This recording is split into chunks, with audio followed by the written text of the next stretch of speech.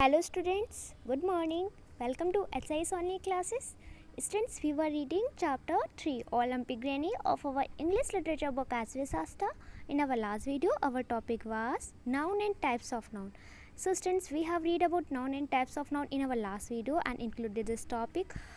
We have also solved exercise E. Answer the following questions of this chapter 3 Olympic Granny in our Fair English Literature notebook. And students, today's our topic is exercise A and B of this chapter 3 Olympic Granny, which is on page number 34 and 35, okay, which is related to our topic noun and types of noun. Okay, so all students pay special attention in your class and listen to my words clearly. Let's see this exercise A and B. Okay, so firstly we are going to solve this exercise A. Okay, so look at this exercise A. Your exercise A is underline the nouns in these sentences, state whether they are common, proper, collective और abstract. Okay, underline means रेखांकित करिए, the nouns means संज्ञाओं को, in means में, this means in, sentences means वाक्यों, state whether they are common, proper, collective और abstract. Okay, तो student आपको ये यहाँ पे स्टेट वेदर भी करना है. इट्स मीन ये भी राइट डाउन करना है कि जो नाउन्स है ना वो कॉमन है. कॉमन मीन्स जातिवाचक संज्ञा. ओके, कॉमन नाउन्स है इट्स मीन जातिवाचक संज्ञा है, या प्रॉपर है इट्स मीन व्यक्तिवाचक है, कलेक्टिव है इट्स मीन समूहवाचक है, ग्रुप में है ना, और मीन्स अथवा एब्स्ट्रैक्ट है इट्स मीन भाववाचक है. ओके, तो स्टूडेंट्स आपको ये जो सेंटेंसेस दिए ना, this exercise A have 8 sentences and our work is in this exercise A is, हमारा जो वर्क है इस एक्सरसाइज ए में वो ये है कि हमको नाउन्स जो हैं उनको आइडेंटिफाई करना है, उनमें अंडरलाइन करना है. ओके, नाउन को आइडेंटिफाई करके उन्हें पहचान के उनमें अंडरलाइन करना है. Okay,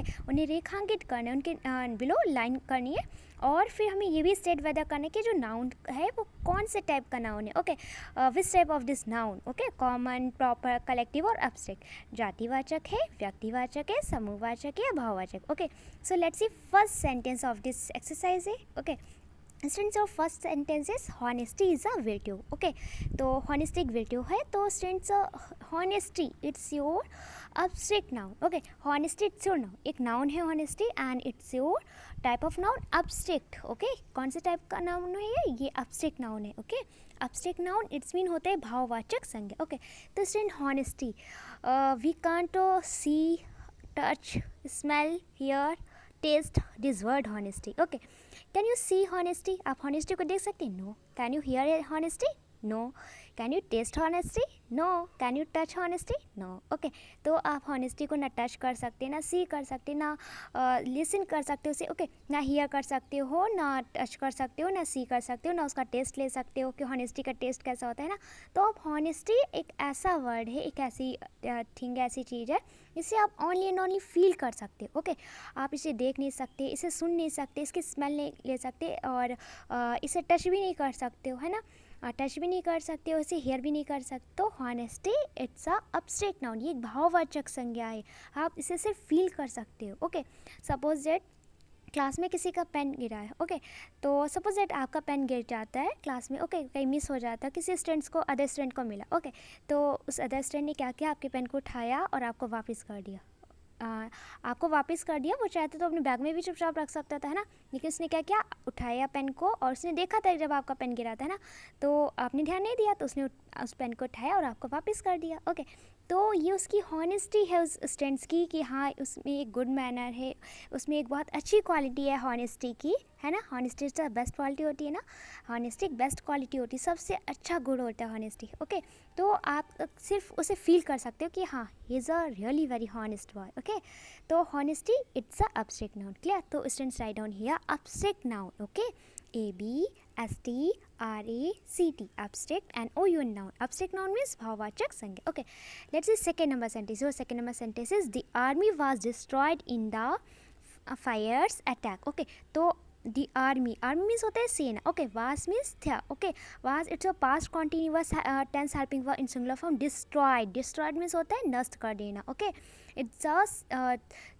third form of destroy. Okay, in the fierce attack, तो आर्मी ने, सेना ने फियर्स के अटैक को डिस्ट्रॉय कर दिया, उसे नष्ट कर दिया. ओके, तो students army it's your collective noun. Okay, because are included this word army comes more than one people. Okay, एक से ज़्यादा पीपल होते हैं। आर्मी मीन्स क्या होता है, सेना होती है ना, और आर्मी में बहुत सारे पर्सन होते हैं ना, बहुत सारे व्यक्ति होते हैं ना। ओके, सिर्फ ओनली वन पर्सन को आप बोल सकते हो हाँ ये आर्मी, नो। ओके, जब बहुत सारे पर्सन का एक ग्रुप होता है ना, बहुत सारे पीपल्स का एक ग्रुप होता है, बहुत सारे लोगों का एक ग्रुप होता है, तो आप उसे बोलते हो आर्मी। हाँ, तो जो आर्मी में बहुत ज़्यादा मोर देन वन पीपल्स होते हैं, तो आर्मी एक कलेक्टिव नाउन है। कलेक्टिव नाउन इट्स मीन होता है समूहवाचक संज्ञा। ओके, जैसे क्लास में सारे स्टूडेंट्स होते हैं ना, तो स्टूडेंट्स सारे एक साथ हैं, तो वो कलेक्टिव नाउन हो गया है ना। टीम भी आपका एब्स्ट्रैक्ट नाउन होता है। तो ऐसा वर्ड, ऐसा नाउन जिसमें मोर देन वन पर्सन, मोर देन वन थिंग, ओके, मोर देन वन एनिमल की बात की जाए तो उसे बोलते हैं collective noun. Clear? Just right down here collective noun. Your second number sentence, it's a collective noun. COLLECTIV, collective, and OUN noun. It's mean होता है समूहवाचक संज्ञा। एक ग्रुप में जो कोई अगर कोई चीज़ होती है तो उसे बोलते हैं collective noun. Clear? Let's see third number sentence. Your third number sentence is the Aravallis are situated in western India. Okay, जो अरावलीज है ये कहाँ पे सिचुएटेड है, कहाँ पे स्थित है? सिचुएटेड मीन्स स्थित है ना, वेस्टर्न इंडिया में स्थित है। ओके, तो ये जो अरावलीज है ये वेस्टर्न इंडिया में स्थित है। तो the Aravallis, okay, Aravallis it's your proper noun. Okay, because it's a particular, it's a special name. Okay, एक स्पेशल नेम है। तो स्टूडेंट्स अरावलीज जो है ये आपका क्या है, प्रॉपर नाउन है। क्या? तो student write down here proper noun because your third number sentence it's a proper noun. Okay, third number sentence में जो वर्ड है ना अरावलीज, ये आपका प्रॉपर नाउन है। क्या? Proper noun, PROPER, proper, NOUN noun. It's mean होता है स्टूडेंट्स व्यक्तिवाचक संज्ञा। ओके, किसी स्पेशल प्लेस का, स्पेशल थिंग का, स्पेशल पर्सन के नेम के लिए हम प्रॉपर नाउन अगर का यूज़ करते हैं। ओके, अगर स्पेशल नेम है, स्पेशल प्लेस का नेम है, स्पेशल ऑब्जेक्ट का नेम है, तो वो हमारा प्रॉपर नाउन होता है। क्लियर? तो in this third number sentence your word Aravallis it's a proper noun. Clear? Let's C four number sentence. So four number sentence is the fleet got scattered in the violent storm. Okay, तो जो fleet है, okay, वो scattered हो गई कब, किस में हो गई? वॉयलेंट स्टॉर्म में। ओके, तो वॉयलेंट स्टॉर्म में जो फ्लीट है वो स्कैटर्ड हो गई। तो fleet it's a collective noun. Okay, ये कलेक्टिव नाउन है। ओके, ग्रुप को शो कर रहा है, तो student write down here collective noun because in this four number sentence the word fleet it's a collective noun. Okay, so write down here collective noun, COLLECTIVE, collective, and OUN noun. Clear? Okay, let's see fifth number sentence. So fifth number sentence is India's population is the second highest in the world. India's population, it's in Bharat की जनसंख्या. It means है, the second means दूसरे number पे. Okay, highest means सबसे ज़्यादा. In means में the world means होता है विश्व, दुनिया, संसार, जगत. Okay, तो world means हो गया विश्व. तो India's population is the second highest in the world. It's mean विश्व में भारत की जनसंख्या दूसरे स्थान पे सबसे ज़्यादा। इट्स मीन कि वर्ल्ड का फर्स्ट नंबर पे कोई एक ऐसा कंट्री होगा जिसमें कि पॉपुलेशन, जिसकी जनसंख्या सबसे ज़्यादा होगी, और सेकेंड नंबर पे वो इंडिया। ओके, तो विश्व में सबसे ज़्यादा जनसंख्या का स्थान किसने लिया है? भारत ने लिया है, इंडिया ने लिया है। ओके, तो विश्व में भारत सबसे अधिक जनसंख्या वाला दूसरा सबसे ज़्यादा स्थान है। ओके, जिसमें सबसे ज़्यादा पॉपुलेशन इंडिया की है। ओके, सेकेंड पोजीशन मिली इंडिया को। तो students population it's a collective noun. Okay, because students only one person से तो पॉपुलेशन नहीं हो सकती है ना। पॉपुलेशन मीन्स होते जनसंख्या, है ना। तो स्टूडेंट्स हमारी कंट्री में जितने सारे जितने भी पीपल्स होते हैं ना, तो उनके ग्रुप को, ओके, उनके एक समूह को क्या बोलते हैं? पॉपुलेशन बोलते हैं, जनसंख्या बोलते हैं। तो population it's a collective noun. So student write down here collective noun, COLLECTIVE, collective, and OUN noun. It's mean समूहवाचक संज्ञा because in this fifth number sentence और population word is a collective noun. Clear? एक collective noun को show करे, group को show करे। Clear?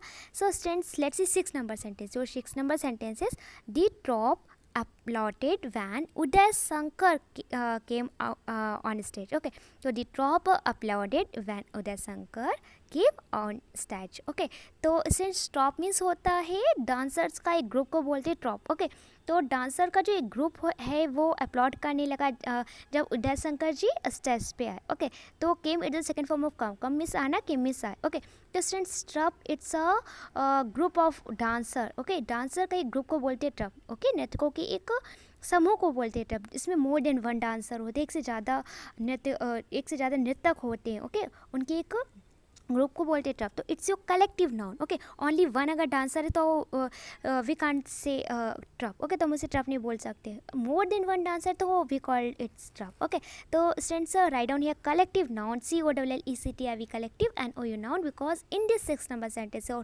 this word trop, it's a collective noun, it's so more than one dancer। okay, in group, एक group में एक से ज़्यादा डांसर को शो कर रहा है। Clear? Let's see 7 number sentence और 7 number sentences. I saw flock of sheep in the valley. Okay, I means मैंने, सा मीन्स देखा, saw it's the second form of see means देखना, सा मीन्स देखा, a means एक, flock means होता है झुंड। Okay, of means का, सीप मीन्स भेड़ों का, in the valley, valley means घाटी। Okay, I saw flock of sheep in the valley, it's mean मैंने घाटी में भेड़ों का एक झुंड देखा। ओके, तो स्टूडेंट्स फ्लॉक इट्स मीन होता है झुंड। ओके, तो ये फ्लॉक ऑफ सीप है ना, इट्स मीन भेड़ों का एक झुंड। तो फ्लॉक है, झुंड है, तो फ्लॉक में कभी भी ओनली वन सीप है तो आप उसे फ्लॉक नहीं बोल सकते। We can't flock for only one sheep. Okay, when more than one sheep together, जब एक से ज़्यादा सीप एक साथ होते तो हम उसे बोलते हैं फ्लॉक। इट्स मीन होता है झुंड, समूह। क्लियर? तो flock it's your collective noun. Okay, so all listen down here collective noun, COLLECTIV collective and OU noun, because in this 7 number sentence this word flock, it's a collective noun, it's so more than one sheep together. Clear? Let's see 8 number sentence, which is last sentence of this exercise. Okay, so look clearly. Your 8 number sentence is Shakespeare is one of the greatest dramatist in the world. Okay, Shakespeare जो है वो, Shakespeare is means है। Okay, one of the greatest, it's mean सबसे ज़्यादा, greatest means होते हैं महान, greatest it's the superlative degree of great. Okay, great means होते हैं महान, ग्रेटर मीन्स उससे ज़्यादा महान, ग्रेटेस्ट मीन्स सबसे ज़्यादा महान, dramatist in the world. Okay, तो स्टूडेंट्स इट्स मीन कि शेक्सपियर विश्व में सबसे ज़्यादा महान ड्रामेटिस्ट है। ओके, विश्व के, शेक्सपियर विश्व के सबसे ज़्यादा ड्रामेटिस्ट में से एक है। ओके, वन ऑफ दी है ना, तो शेक्सपियर विश्व के सबसे ज़्यादा महान ड्रामेटिस्ट में से एक है। तो Shakespeare it's a proper noun. Okay, because it's so a particular, it's a special person name. Okay, एक स्पेशल पर्सन के नेम को शो कर रहा है, and we have read that nouns which is so a special person name, place name, object name. Okay, so we called it proper noun, उनको हम क्या बोलते हैं, प्रॉपर नाउन बोलते हैं। तो शेक्सपियर, ओके, शेक्सपियर स्टूडेंट्स एक बहुत ही फेमस पोइट है, और ये जो 8 नंबर सेंटेंस है इसका मीन है कि महान ड्रामेटिस्ट में से शेक्सपियर, इस विश्व के महान ड्रामेटिस्ट में से शेक्सपियर एक है। ओके, तो शेक्सपियर बहुत ही फेमस पर्सन के नेम को शो करे, तो it's your proper noun. Okay, so student write down here proper noun, PROPER and proper noun, because in this 8 number sentence, which is the last sentence of this exercise, the word Shakespeare, it's a special name. Okay, so it's a proper noun. Clear? So since we have completed exercise A, and I hope you must have understood this exercise A, you have no problem in any sentence of this exercise A. Now we are going to solve exercise B. Okay, so look clearly this exercise B. Your exercise B is circle the countable nouns. It's mean आपको countable noun जो है उस पर circle करने। countable noun it's mean होता है count करने के able noun. it's mean गणनीय संज्ञा। ओके, गिनने की योग संज्ञा। We have read about countable noun, nouns that we can be counted, we call countable noun. Okay, ऐसे नाउन जिन्हें हम काउंट कर सकते हैं काउंटेबल नाउन बोलते हैं। ओके, तो ये जो सेंटेंसेस दिए ना, इसमें हमें काउंटेबल नाउन जो भी आइडेंटिफाई करेंगे कि हाँ ये काउंटेबल नाउन है, इस पर हमें सर्कल करना है। क्लियर? जितने भी काउंटेबल नाउन हमें फाइंड आउट होते जाएंगे। एंड मीन्स और underline the uncountable nouns in these sentences. Underline means रेखांकित करना है। Okay, uncountable noun it's mean nouns that we can't be counted. तो ऐसे नाउन जिन्हें हम काउंट नहीं कर सकते। Okay, nouns that we can not be counted, we call uncountable noun. Okay, ऐसे नाउन जिन्हें हम काउंट नहीं कर सकते, नहीं गिन सकते, उन्हें हम अनकाउंटेबल नाउन बोलते हैं। ओके, ना गिनने योग संज्ञा या अगणनीय संज्ञा बोलते हैं in Hindi. Okay, these sentences, in these sentences it's mean in वाक्यों में।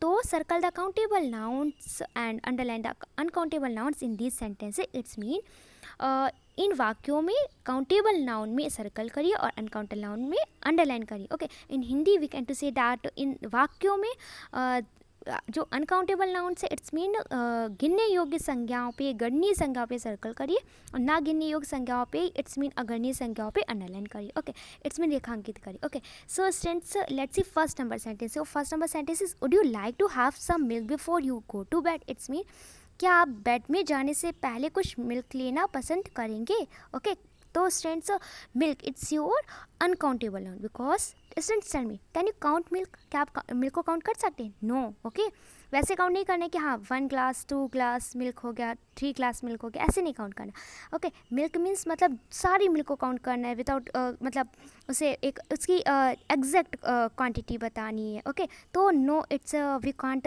Count this word milk. Okay, हम ये जो मिल्क है ना, मिल्क नाम का जो वर्ड है ना, इसे हम काउंट नहीं कर सकते, we can't count milk. Okay, तो और इस सेंस से जितनी भी लिक्विड थिंग्स होती है ना, मोस्टली हमारी जितनी भी लिक्विड थिंग्स होती है वो अनकाउंटेबल नाउन होती है। ओके, तो मिल्क को हम काउंट नहीं कर सकते ना, तो milk it's your uncountable noun. ये आपका क्या अनकाउंटेबल नाउन है, because we can't count milk. Okay, तो स्टूडेंट्स यहाँ पे मैंने अंडरलाइन करके रखा हुआ है। ओके, सर्कल करना था काउंटेबल नाउन पे, तो मैंने सर्कल कर दिया काउंटेबल नाउन पे, जो हेडिंग है उसी पे मैंने यहाँ पे सर्कल कर दिया। और अंडरलाइन करना था अनकाउंटेबल नाउन्स पे, तो मैंने अंडरलाइन पे अंडरलाइन कर दिया और अनकाउंटेबल नाउन्स के बिलो अंडरलाइन कर दिया। एंड इसका रीज़न स्टूडेंट्स ये है ताकि हम फॉरगेट ना करें कि हाँ हमें ऐसा ना करें कि सर्कल पे हम अनकाउंटेबल पे सर्कल कर दें और काउंटेबल पे अंडरलाइन कर दें, तो कंफ्यूज ना हो हम लोग। इसलिए मैंने यहाँ पे हेडिंग में ही थोड़ा सा हिंट्स दिया है कि सर्कल कर दिया काउंटेबल नाउन पे, और अंडरलाइन और अनकाउंटेबल नाउन्स जो वर्ड्स हैं इनमें हमने अंडरलाइन किया हुआ है। क्लियर? तो students milk it's your uncountable noun, so all send underline below this word milk, because milk it's your uncountable noun, because we can't count milk. Okay, हम milk को काउंट नहीं कर सकते।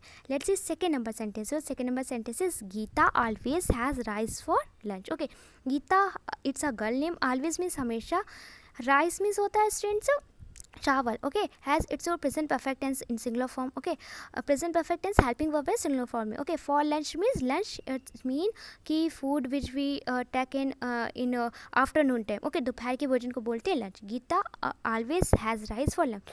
Okay, it's mean Geeta lunch के लिए हमेशा rice लेती है। ओके, इट्स मीन कि गीता दोपहर के खाने के लिए या लंच के लिए हमेशा चावल लेती है। Clear?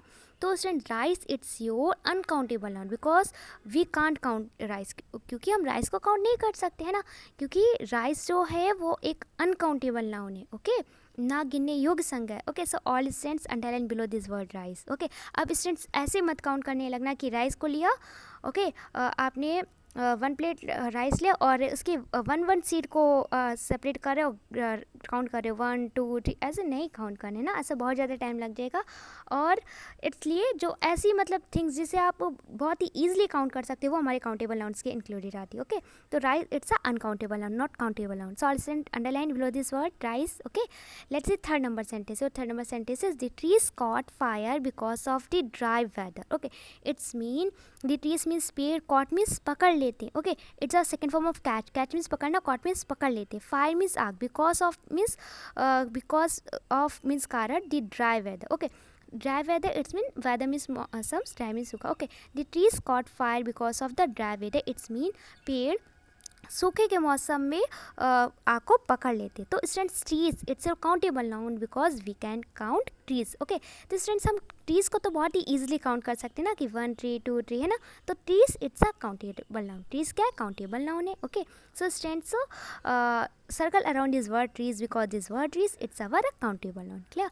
Let's C 4 number sentence. So 4 number sentence is all the dogs in the street started barking at the same time. Okay, all the dogs it's mean सभी कुत्ते। Okay, in the street it's mean street mean student होते हैं मार्ग, रास्ता या road भी इसका मतलब होता है सड़क। Okay, here we taken this here we taken mean of this word street रास्ता। ओके, रास्ते के सेंस में ले ले, गली भी होता है स्ट्रीट में। ओके, तो गली का सेंस में ले लेते। ओके, स्टार्टेड मीन्स शुरू कर दिया, बार्किंग मीन्स भौंकना, it's a sound of dog. Okay, at the same time means एक ही समय पर, all the dogs in the street started barking at the same time. It's mean गली में सभी कुत्तों ने एक साथ भौंकना शुरू कर दिया। ओके, गली में सभी कुत्तों ने एक साथ भौंकना शुरू कर दिया। तो dogs it's your countable noun because we can count dogs, है ना, तो डॉग्स को काउंट कर सकते हैं ना, तो डॉग्स के काउंटेबल नाउन है। क्लियर? तो sent draw circle around this word dogs because we can count dogs. Okay, and let's see fifth number sentence. So fifth number sentence is mother poured some oil into the saucepan. Okay,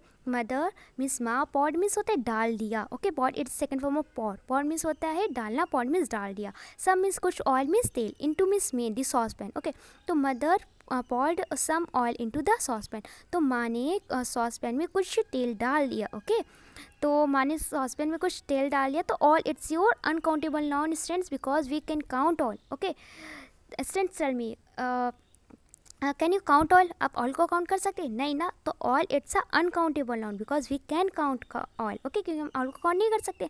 so students underline below this word oil because we can count oil, okay.